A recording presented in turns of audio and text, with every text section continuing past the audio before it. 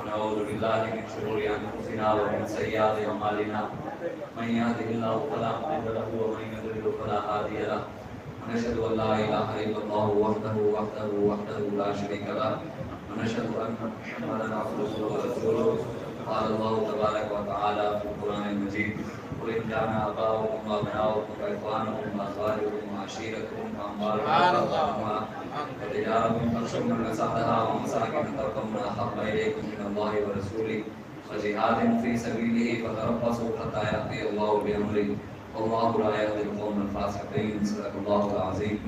ان الله وملائكته يصلون على النبي يا ايها الذين امنوا صلوا عليه وسلموا تسليما.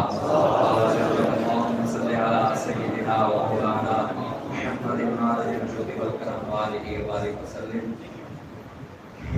بندہ پروردگار محمد احمد نبی دوست دار چار یارم تابع اولاد علی مذہب حنفی ادارم ملت حضرت خلیل خاک پائے غوث اعظم زیر سایہ ہر ولی صدیق اکثر حسن کمال محمد است فاروق ذل جاہ و جلال محمد است عثمان ضیاء شمع جمال محمد است حیدر بہار بلغ خصال محمد است صلی اللہ تعالی علیہ وآلہ وسلم. اللہ تبارک و تعالی کی حمد و ثنا اور درود الصلاۃ والسلام کی بارگاہ میں اپنی عقیدتوں اور محبتوں کے اظہار کے بعد علامہ اقبال قلندر لاہوری محسن پاکستان عاشق رسول حکیم الامت علامہ محمد اقبال فرماتے ہیں کہ لوگ بھی تم قلم بھی تم تیرا وجود الکتاب گنبد آب وگین علم تیرے محیط میں حباب عالم آب و خاک میں تیرے ظہور سے فروغ ذرہ ریت کو دیا تمہیں طلوع آفتاب شوکت سنجر و سلیم تیرے جلال کی نمود اور فقر جنید و بایزید تیرا جمال بے نقاب. شوق اگر تیرا نہ ہو میری نماز کا امام میرا قیام بھی حجاب میرا سجود بھی حجاب. اقبال کہتے ہیں یا رسول اللہ پوری دنیا آپ کی وجہ سے ہے لوگ بھی آپ کی وجہ سے ہے قلم بھی آپ کی وجہ سے ہے حضور ساری دنیا کے بادشاہ اور حکمران بھی آپ کی وجہ سے ہیں اور یا رسول اللہ حضرت جنید و بایزید اور سارے مولوی اور پیر بھی حضور آپ کی وجہ سے ہیں. حضور اگر میری نماز میں آپ کا خیال نہ ہو تو میری نمازیں نہیں ہیں. حضور آپ کی عزت و ناموس کی بات نہ ہو تو میری وہ نماز قبول ہی نہیں ہے. حضور اگر آپ کی ختم نبوت اور دین اسلام کی سربلندی کی بات نہ ہو تو وہ اس نمازیں قبول ہی نہیں ہے. بتائیں نا قربانی کا موقع گزرا کیا ابراہیم علیہ السلام کی تعلیمات یہ ہیں جو آج امت کر رہی ہے؟ کیا ابراہیم علیہ السلام کی تعلیمات یہ نہیں تھی کہ آپ تنے تنہا نمرود کے مقابلے میں کھڑے ہو گئے؟ تنے تنہا آج 1.5-2 ارب سے زیادہ مسلمان ہیں پوری دنیا میں لیکن کوئی نمرود اور فرعون کے خلاف آواز اٹھانے کے لیے تیار نہیں. آنکھ میں آنکھ ڈالنا تو بات کی بات ہے نا. ممبر پر بیٹھ کر حق بات کرنا دین اسلام کی بات کرنا رسول اللہ کی عزت و ناموس کی بات کرنا وہ تو بات کی بات ہے. کوئی آنکھ میں آنکھ ڈالنا تو بات کی بات ہے. صرف ممبر پر بیٹھ کر لوگوں کو بھی لوگ مولوی بیان نہیں کرتے. تو حضرت ابراہیم علیہ السلام کی سنت تو یہ تھی نا کہ ابراہیم علیہ السلام نے اپنے دور میں اکیلے تھے اکیلے نمرود کی آنکھوں میں آنکھ میں ڈالی اور اس کو کہا کہ میرا رب تو وہ ہے جو مشرق سے مغرب سے سورج نکالتا ہے اور مغرب میں غروب کرتا ہے تو نکال. تو نہیں کی بات آپ چپ کر بیٹھ جاتے مصلحت کے شکار ہو جاتے. حضرت ابراہیم علیہ السلام کے لیے اس نے آگ جلوا دی تو آپ ڈر گئے پریشان ہو گئے کہ جناب میرے ساتھ کیا ہوگا. حالات کا تقاضا یہ ہے کہ آپ سے بچنا چاہتے ہیں تو جناب نمرود کے ساتھ کوئی بات کی جائے تو تیسرا راستہ نکالا جائے. ابراہیم علیہ السلام نے کیا. علامہ اقبال کہتے ہیں پختہ ہوتی ہے عقل اگر مصلحت اندیش ہو اور عشق اگر مصلحت اندیش تو ہے خام بھی اور بے خطر کود پڑا آتش نمرود میں عشق. عقل ہے محو تماشائے لب بام ابھی. عقل دیکھ رہی تھی ابراہیم علیہ السلام نے چھلانگ لگا دی. جب چھلانگ لگا دی تو قلنا یا نار کونی بردم و سلاما علی ابراہیم. اللہ نے بات کو ہمیں بھی لبیک والے ہوئے تو ہر جگہ چھلانگ لگا دیتے ہیں. ہم بھی ہر جگہ چاہے کوئی آگے دنیا کی جو امریکہ یہ لوگ سمجھتے ہیں بھی ہمیں ان مولویوں پیروں سے پریشانی ہے 2 نمبر مولوی اور 2 نمبر پیروں سے. ہمیں تو ان کا خوف ہی نہیں ہے. ہم تو یہ میں کہتا ہوں ہمارے لیول کے ہی نہیں ہے. ہمارا مقابلہ کفر سے ہے. ہم تو اس کے مقابلے میں کود پڑے. تمہاری حیثیت کیا ہے؟ ہم انشاءاللہ ہر بت کو ہم گرائیں گے. ہمیں اقبال کہتا ہے پر مست رکھو ذکر و فکر و ذکر ہوگا ہی نہیں سے. اقبال نے جو ارمغان حجاز علامہ اقبال کی کتاب ہے اس کی سب سے پہلی جو نظم ہے ابلیس کی مجلس شورا، اس پوری نظم کا آخری شعر جو علامہ اقبال نے لب نواب نکالا ہے نا کہ شیطان نے اپنے چیلوں کو جو پیغام دیا جاتے جاتے کہ میرے چیلوں تم نے کام کیا کرنا ہے، مسلمانوں کو کیسے برگلانا ہے. علامہ اقبال کہتے ہیں مست رکھو ذکر و فکر و ذکر ہوگا ہی میں اسے، پختہ تر کر دو مزاج خان کاہی میں اسے. علامہ اقبال کہتے ہیں ابلیس نے اپنے چیلوں کو کہا کہ مسلمان کو صرف صبح شام اللہ ہو کے ذکر میں لگا کے رکھنا ہے. انہیں صلاح الدین ایوبی کی تلوار کی بات نہیں کرنی، انہوں نے ابوبکر صدیق کی تلوار کی بات نہیں کرنی، ان کو تم نے عمر فاروق کی تلوار کی بات نہیں کرنی، ان کو تم نے عثمان غنی کی تلوار کی بات نہیں کرنی، ان کو مولا علی کے بارے میں نہیں بتایا کہ وہ شیر خدا کیسے تھے. انہیں بس یہی بتانا ہے کہ حلوہ کیسے کھانا ہے، چاول کی دیگ کیسے پکانی ہے. انہیں یہ بتانا ہے کہ تم نے لنگر کیسے چلانا ہے، یہ کھیریاں کیسے پکانی ہے. امام حسین نے کربلا میں جا کر کھیر پکائی تھی، امام حسین نے کربلا میں جا کر حلوے کی دیگ بانٹی تھی، امام حسین نے کربلا میں جا کر چاولوں کی دیگ بانٹی تھی، وہاں پر جا کر سبیلیں چلائی تھی. امام حسین تو یزید کے مقابلے میں کھڑے ہو گئے، اس نے یہی کہا کہ میرے ہاتھ پر بیٹھ کر تو آپ نے کی تھی. یہ تو بعد کی بات ہے نا، سامنے کعبہ بھی ہو.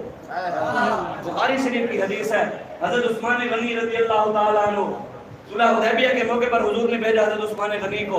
جب حضرت عثمان غنی رضی اللہ تعالیٰ عنہ آپ گئے تو مکے والوں نے کہا عثمان آپ کے ساتھ ہمارا پرانا تعلق ہے، ہماری رشتہ داری ہے، ہمارا پرانا ایک یارانہ ہے، ہم آپ کو اجازت دیتے ہیں آپ کعبے کا طواف کر رہے ہیں، زمزم کا پانی پی لیں، مقام ابراہیم کی زیارت کر رہے ہیں، آپ حضرت اسود کو چوم لیں. حضرت عثمان غنی نے کہا میں حضور کے بغیر کعبہ کو دیکھنا پسند بھی نہیں کرتا. ہم حضور کے بغیر مولویوں پیروں کو دیکھنا پسند کریں گے؟ یہ تو ہمارے پاس حضرت عثمان کی سنت موجود ہے. حضور کے بغیر کعبے کو نہیں دیکھا اور ہم حضور کے بغیر مولویوں پیروں کو دیکھیں. یہ بات اپنے کانوں سے سارے نکال دیں. جو کوئی ہم سے عزت کروانا چاہتا ہے تو ہمارے ہاتھ کو مولا کی عزت پر پہرا دے، ہم اس کا بھی اٹھا لیں گے. ہم اس کا یہ تو ویسے سید زادے ہیں، ہم ان کے پیروں کی خاک برابر بھی نہیں. آپ میں سے بھی کوئی ہو حضور کا غلام ہونا چاہیے. ہم اس کا جوتا سر پر رکھنے کے لیے، رکھنے کے لیے اور چومنے کے لیے بھی تیار ہیں، لیکن وفادار پہلے رسول اللہ کو ہو. اس کی شرط صرف یہی ہے کہ محمد سے وفا تو نے ہم تیرے ہیں، یہ جہاں چیز ہے کیا لوح و قلم تیرے ہیں. حضرت عثمان غنی رضی اللہ تعالیٰ عنہ صحابہ ادھر جمع ہوئے حضور کے پاس، کہا یا رسول اللہ عثمان مزے کر رہے ہوں گے، کعبے کا طواف کر رہے ہوں گے، حضرت اسود کو چوم رہے ہوں گے، زمزم کا پانی پی رہے ہوں گے، آج حضور ان کے تو مزے ہوں گے. حضور نے فرمایا میرا عثمان میرے بغیر کعبے کا طواف نہیں کرے. آج حضور کے دین کو چھوڑ کر حضور حج کرنے کب گئے تھے؟ حضور نے تو پہلے دن تخت پر بٹھایا پھر حج کے لیے گئے. یہاں ہر سال بھی سب حج کرنے چلے جاتے ہیں.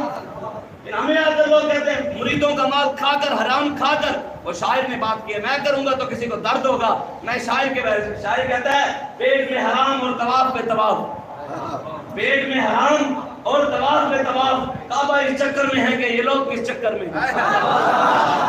وہ بھی سوچتا ہے کعبہ بھی. یہ تو حضرت عثمان غنی نے حضور کے بغیر کعبے کو نہیں دیکھا، کعبے کا طواف نہیں کیا. حضور نے فرمایا میرا عثمان میرے بغیر طواف نہیں کرے گا.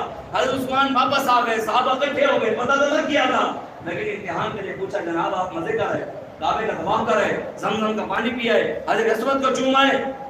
حضرت عثمان غنی نے کہا یار تم نے میرے بارے میں اچھا نہیں سوچا، میرے بارے میں تم نے غلط گمان کیا. یہ لفظ ہیں کیا کعبے کا طواف غلط گمان ہے؟ حضرت اسود کو چومنا غلط گمان ہے؟ زمزم کا پانی پینا غلط گمان ہے؟ آپ نے فرمایا جدھر وہ نظر نہیں آتے ہم وہ رستہ ہی چھوڑ دیتے ہیں. غور سے سن تو رضا کعبہ سے آتی ہے یہ صدا، میری آنکھوں سے میرے پیارے کا روزہ دیکھو. حاجیو آؤ شہنشاہ کا روزہ دیکھو، کعبہ تو دیکھ چکے اب کعبے کا کعبہ. عثمان غنی نے فرمایا اگر میں 100 سال بھی مکے میں رہتا اور حضور ادھر نہ آتے تو میں حضور کے بغیر کعبے کا طواف نہیں کرتا. آج حضور کا دین لٹ رہا ہے، حضور کی عزت و ناموس پر ڈاکے پڑے ہیں، کوئی بات کرتے نہیں ہیں. بتائیں نا صحابہ سے بڑا کوئی سیاستدان ہے؟ صحابہ سے بڑا کوئی چیف جسٹس ہے، قاضی القضات ہے؟ صحابہ سے بڑا کوئی شیخ الحدیث ہے؟ صحابہ سے بڑا کوئی حافظ قرآن ہے؟ صحابہ سے بڑا کوئی کمانڈر ہے؟ صحابہ سے بڑا کوئی جرنیل ہے؟ آج رسول اللہ کی عزت و ناموس کیا ہے. سیدنا صدیق اکبر نے خود فرمایا اب کوئی سیاستدان ہے، اعلیٰ حضرت ہوتے تو آج لکھ دیتے، اعلیٰ حضرت ہوتے نا، اعلیٰ حضرت نے لکھ دینا تھا امامت کل سیادت کل سیاست کل جڑے کہنے مولویاں دا کام نہیں ہن مولوی ممبراں تے بیٹھ کے سیاسی گلاں کردے ہیں اعلی حضرت دس نظر کام مولویاں تے یہ سیاست کرنا رسالت کل سیاست کل سیادت کل ولایت کل حکومت کل خدا کے یہاں تمہارے لیے زمین و زمان تمہارے لیے زمین و زمان تمہارے لیے ہم آئے یہاں تمہارے لیے یہ بھی وہاں تمہارے لیے ہم نے زبان ہمارے رسول اللہ کے لیے ہیں اور حضور کے غلاموں کے لیے ہیں اور وہ غلام امیر المجاہدین علامہ خواجہ حسین نظوی جیسے ان جیسوں کے لیے ہیں آج لوگ کہتے ہیں جناب دیکھیں امیر المجاہدین تو مجدد کے مقام کو جی فلاں اور میں نے کہا آپ ان سے اوپر بھی بتائیں تو ہم وہ بھی ماننے کے لیے تیار ہیں لیکن آپ بھی مانیں نا دوسری طرف مقام میں جناب بابا جی کو ہم جی مانتے ہیں ابھی ہم جی آپ کے لیے لبیک یا رسول اللہ والوں کے لیے جناب ہمارے پیر صاحب آپ کے لیے دعائیں تو کر رہے ہیں نا میں نے کہا ہمارے بابا جی خود فرماتے تھے تو اپنے پیر نو بھی سنبھال کے رکھتے پیر نو کے اپنے دعاؤں بھی سنبھال کے رکھے سارے اسی جنہاں نے کام کر رہے ہیں سارے مالک سارے وزیر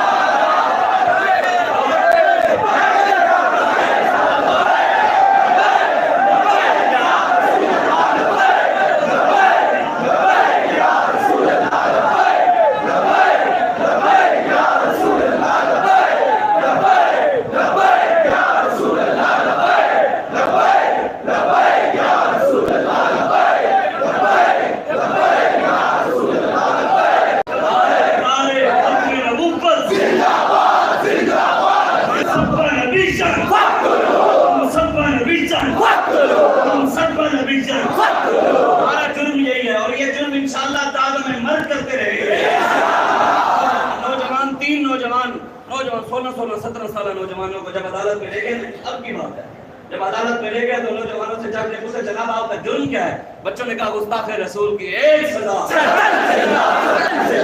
سب نبی جان انہوں نے لاہور کی عدالت میں جج کے سامنے کہا ہمارا جرم یہی ہے ہمارا بھی جرم یہی ہے تم جو مرضی کر لو ہمارے جائیدادیں لے جاؤ سب کچھ چھین کر لے جاؤ جب پھر ہم باہر آئیں گے تو یہی کہیں گے ستمگر ادھر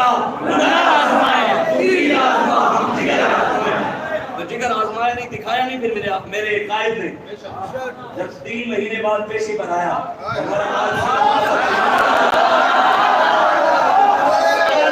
سارے کفر کو ہلا کے رکھ دیا یہ اللہ رسول کا فضل و کرم ہوتا ہے 26 سالہ نوجوان کے پاس بھی دلیری آ جاتی ہے اللہ رسول کا فضل و کرم نہ ہو تو 50 سالہ پیروں کے اندر غیرت بھی نہیں آتی بہادری بھی نہیں آتی یہ اس کا کرم ہو تو بہادری آتی ہے یہ خالد بن ولید کی نظر ہو تو بہادری آتی ہے ایسے نہیں آتی حضرت عثمان غنی رضی اللہ تعالیٰ عنہ آپ نے جب یہ کہا نا کسی کیا کہتے ہیں حدیث کی ترجمانی نا میرے والد صاحب ہمارے علاقے کے شاعر ہیں خواجہ غلام فرید کوٹ مٹھن شریف والے میرے والد صاحب اس حدیث کی ترجمانی کرتے ہیں کہتے ہیں کہ آج اگر یہ حدیث اگر حضرت عثمان غنی کے دور میں خواجہ غلام فرید ہوتے تو وہ یہ کہتے حضرت عثمان غنی کی زبانی سرائکی میں جو شور ہیں کبھی حضرت عثمان غنی نے جواب صحابہ کو کیا دیا یہی کہا نا میں ہم کعبہ بھی حضور کے وجہ سے مانتے ہیں ہم حضرت اسود کو حضرت عمر فاروق نے چوما تھا نا حضرت عمر فاروق کو حضرت عمر فاروق نے حضرت اسود کو چوما چوم کر کہا حضرت اسود یہ مت سمجھنا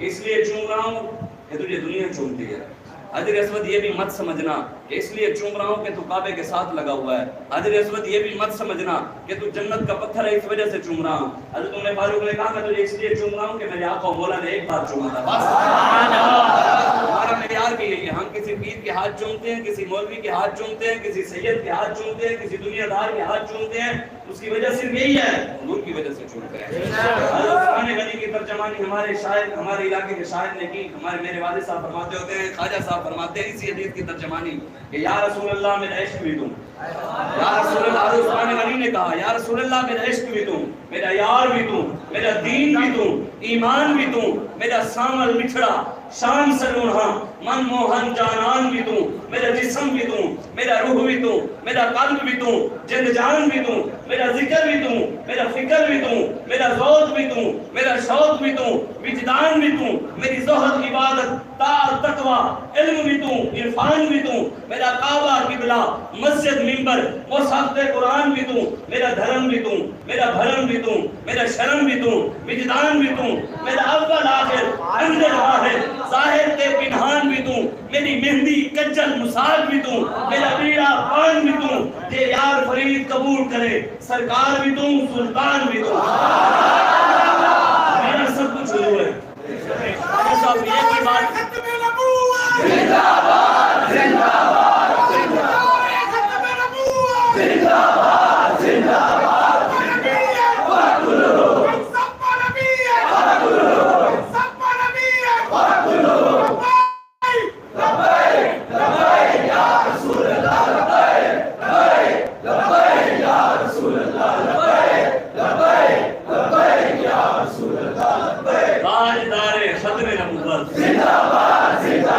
کوئی مولوی بات میں فتوے نہ لگا دے کہ شاہ صاحب کہہ رہے ہیں میری مہندی کجل مساق بھی تم میرا بیڑا پان بھی تم.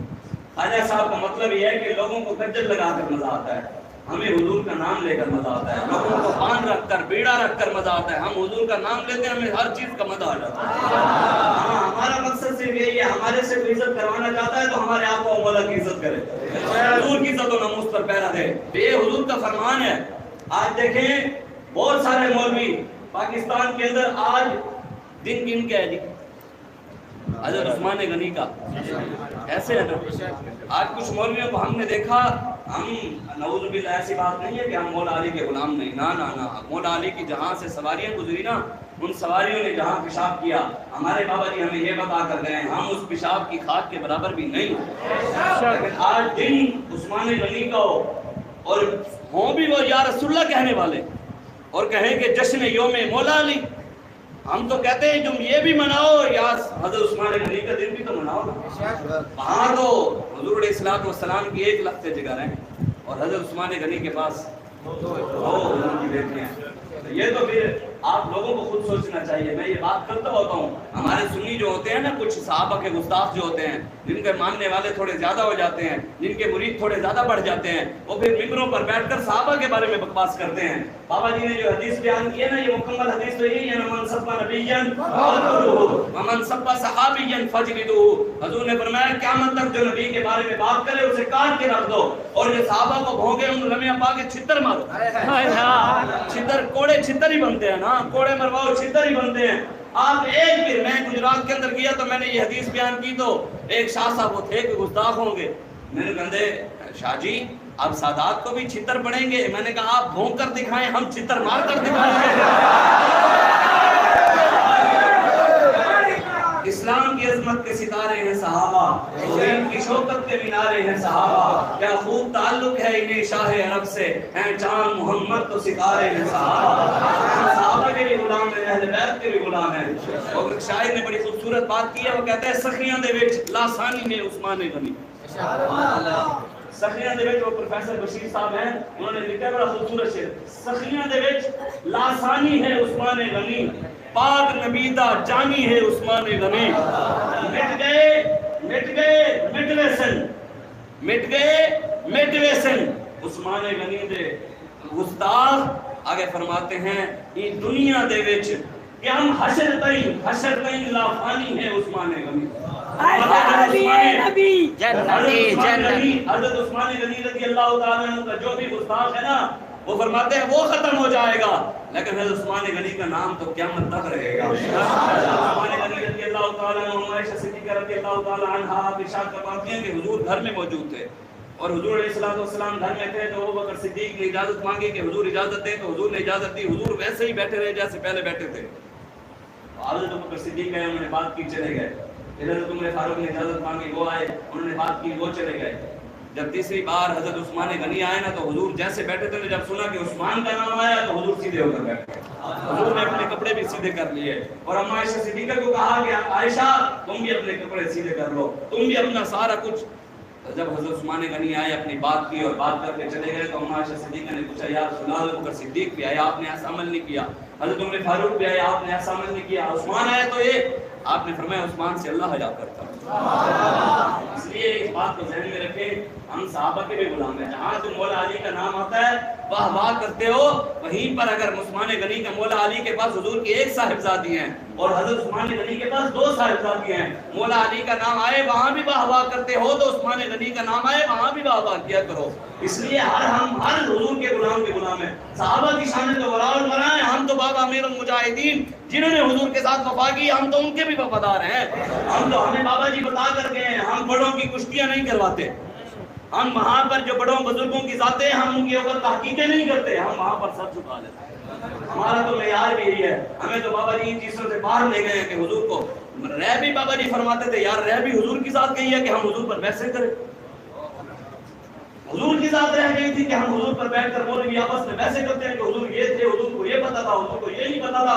हमारे बाबा जी हमें मेयार क्या लेकर गए हैं। बाबा जी फरमाते थे कि हुजूर की सवारियों ने जहां पेशाब किया, उस पेशाब की खाक के बराबर पूरी उम्मत नहीं। अगर कौम की सोच ये हो फिर हुजूर पर कोई बात करेगा? जब कौम की सोच ये हो, आज